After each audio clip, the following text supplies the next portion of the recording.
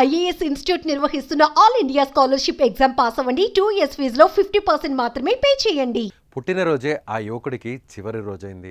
Birthday కావడంతో ఎంతో సంతోషంగా ఉదయం స్నేహితులను కలిశాడు. దీంతో స్నేహితుడి బర్త్డే వేడుకల కోసం తోటి స్నేహితులు అన్ని ఏర్పాట్లు చేస్తున్నారు. అయితే ఇంతలోనే ఏం కష్టం వచ్చిందో తెలియదు కానీ ఇంట్లో ఫ్యాన్కు ఊరేసుకొని ప్రాణాలు విడిచాడు.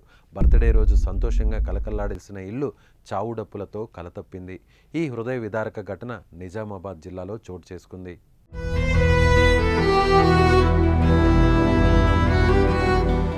నిజామాబాద్ జిల్లా గూపన్పల్లికి చెందిన పవన్ ఓ ప్రైవేట్ హోటల్లో కౌంటర్ బాయ్గా పనిచేస్తున్నారు. అతనికి ఓ చెల్లి కూడా ఉంది. ఇక ఇంట్లో పవన్ ఒక్కగానొక్క కొడుకు కావడంతో తల్లిదండ్రులు ఎంతో అల్లారు ముద్దుగా పెంచారు.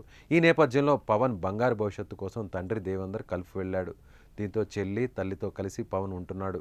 అయితే నిన్న పవన్ పుట్టినరోజు కావడంతో పొద్దుగాలి లేచి తన స్నేహితులను కలిశాడు. వారితో ఎంతో సంతోషంగా మాట్లాడాడు. ఇక స్నేహితులు కూడా పవన్ బర్త్డే వేడుకలను నైట్ నిర్వహించేందుకు ప్లాన్ చేసుకుంటున్నారు. సీన్ కట్ చేస్తే ఉదయం సంతోషంగా ఉన్న పవన్ సాయంత్రం కల్లా వికతజీవిగా మారిపోయాడు.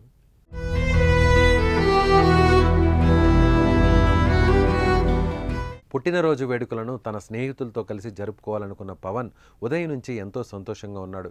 ఇంట్లో వారితో కలిసి సరదాగా గడిపాడు. అయితే ఇంతలోనే సాయంత్రం కావడంతో పని నిమిత్తం కుటుంబ సభ్యులు బయటకు వెళ్లారు. ఈ నేపథ్యంలో పవన్ ఇంట్లో ఒక్కడే ఉన్నాడు. అంతలోనే ఏం కష్టం వచ్చిందో తెలియదు కానీ ఇంట్లో ఫ్యాన్కు ఊరేసుకొని ప్రాణాలు తీసుకున్నాడు.